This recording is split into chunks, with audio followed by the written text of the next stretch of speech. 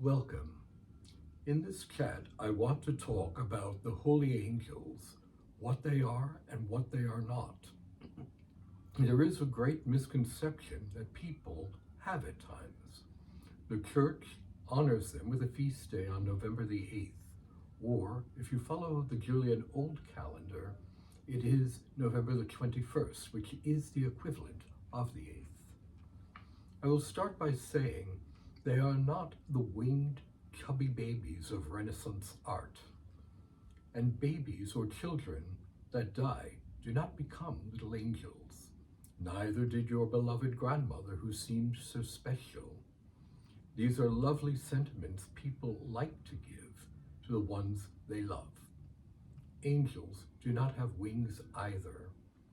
In fact, they are called the Holy Incorporeals because they do not have physical bodies as we do.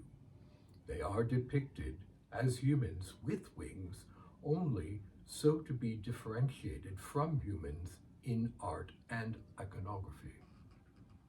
Angels are a completely different order of beings from humans. They are pure energy or spirits of light.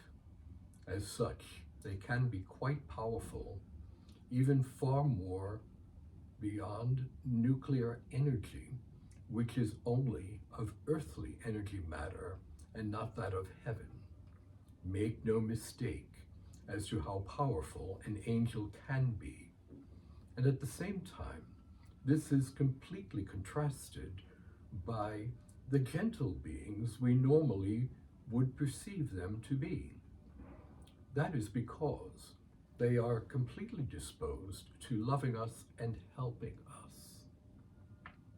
At times, when they interact with mankind, they will take on human form in order to be seen or heard by us. In actuality, they can take on any variety of forms when they want to manifest. In the Divine Liturgy, St. John Chrysostom speaks about seraphim and cherubim that are six-winged and many-eyed. This is symbolic language. If a bird can fly fast with two wings, then having six of them means infinitely faster. You might even say at the speed of light, and that could fall short. If we perceive the world as we do with two eyes, then having many eyes means that they see absolutely everything.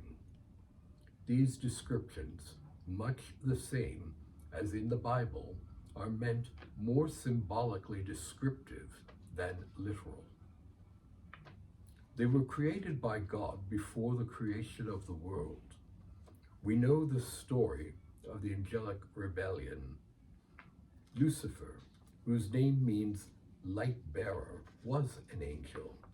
He, being full of pride in his power and beauty, led the other angels who also thought that they should be equal to God and not worship their creator.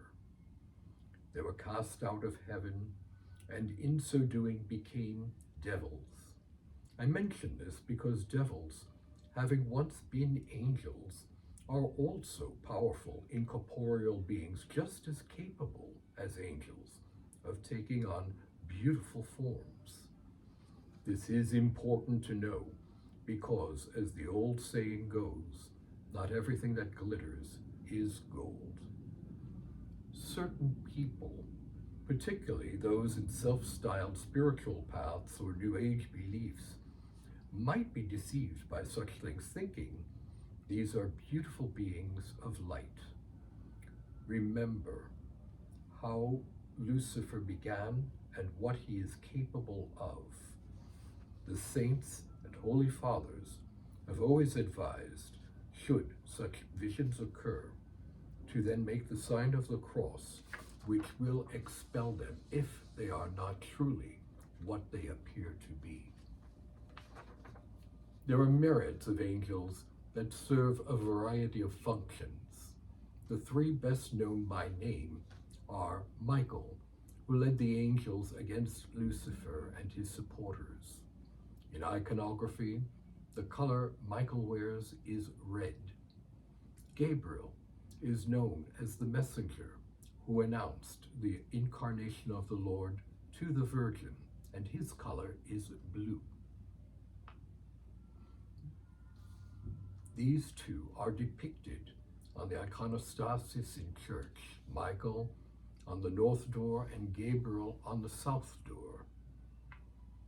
Raphael, who is the guide and healer found in the book of Tobit, wears the colors green and pink.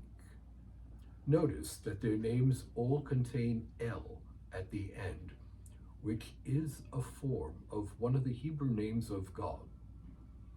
I should also point out that angels are not classified as male nor female. They, being a different order of being from us, have no gender as we do. And so by default, he or him is generally used. But generally in iconography, their appearance is neuter.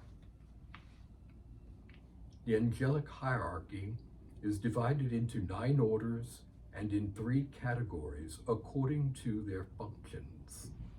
The highest order are the seraphim, cherubim, and thrones.